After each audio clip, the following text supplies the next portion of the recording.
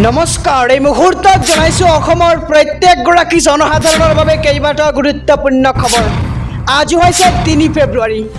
আজিৰ দিনটোতে অসমৰ লগতে ভাৰতবৰ্ষৰ বিভিন্ন প্ৰান্তৰ পৰা কেইবাটাও গুৰুত্বপূৰ্ণ খবৰ একত্ৰিত কৰা হৈছে।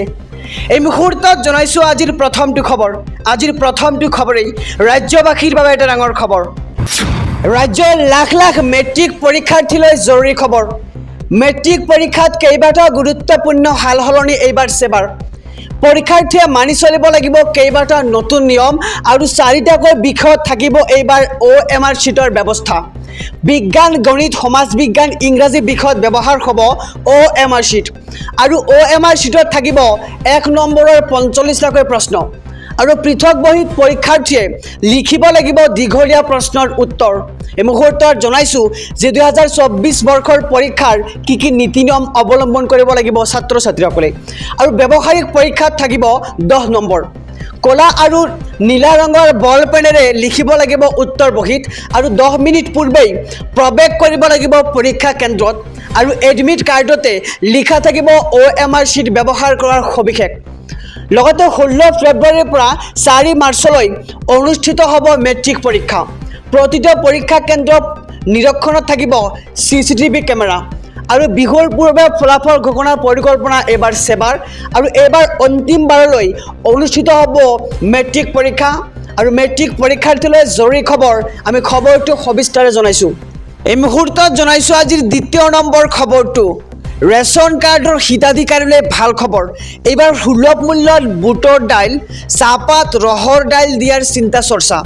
সুলভ মূল্যৰ দোকানত কম দামতে দিব পাৰে ৰহৰ দাইল, চাহপাত আৰু বুটৰ দাইল। এই মুহূৰ্তৰ খবৰ জনাইছোঁ আমাৰ সমুদৰ্শকক। এই ইংগিত দিলে এইবাৰ মন্ত্ৰী ৰঞ্জিত কুমাৰ দাসে। অসমৰ সুলভ মূল্যৰ গ্ৰাহকৰ বাবে ডাঙৰ খবৰ।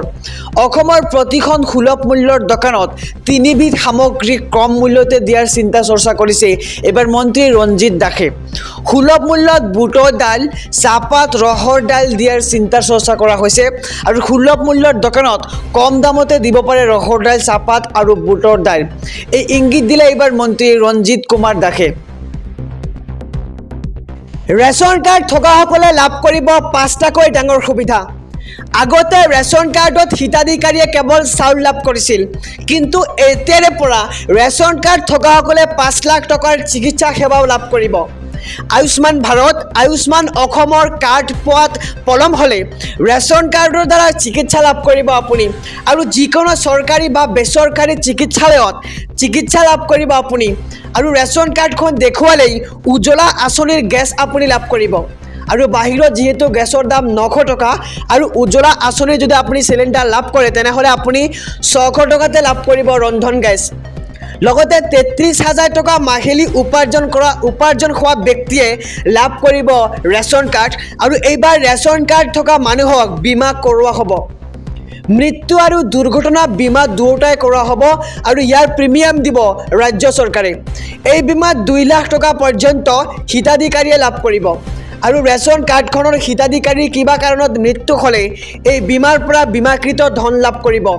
আৰু ৰেচন কাৰ্ড আগতে চাউলৰ বাবেহে আছিল, কিন্তু এতিয়া ৰেচন কাৰ্ডৰ দ্বাৰা বহুকেইটা কাম হোৱা হ'ল। আৰু ইয়াৰ উপৰি আন এক ডাঙৰ সিদ্ধান্ত গ্ৰহণ কৰা হৈছে যে ৰেচন কাৰ্ডৰ হিতাধিকাৰীসকলে এতিয়াৰে পৰা অৰুণোদয়ৰ আঁচনিৰ ধন লাভ কৰিব। এতিয়াৰে পৰা ৰেচন কাৰ্ড লাভ কৰা প্ৰতিগৰাকী ব্যক্তিয়ে লাভ কৰিব অৰুণোদয় আঁচনিৰ ধন। আৰু অহা বছৰৰ পৰা ৰেচন কাৰ্ডৰ হিতাধিকাৰীয়ে লাভ কৰিব অৰুণোদয়ৰ ধন। আৰু 52 লাখ মানুহ অসমত আছে আৰু 52 লাখ মানুহে অৰুণোদয়ৰ ধন পাব। হিন্দু মুছলমান কোনো কথা নাই, সকলোৱে লাভ কৰিব ৰেচন কাৰ্ড আৰু ৰেচন কাৰ্ড থকাসকলে এই 5টা সুবিধা লাভ কৰিব। আমি সবিশেষ জনাইছোঁ SB অসম মিডিয়াৰ সমুদৰ্শকক।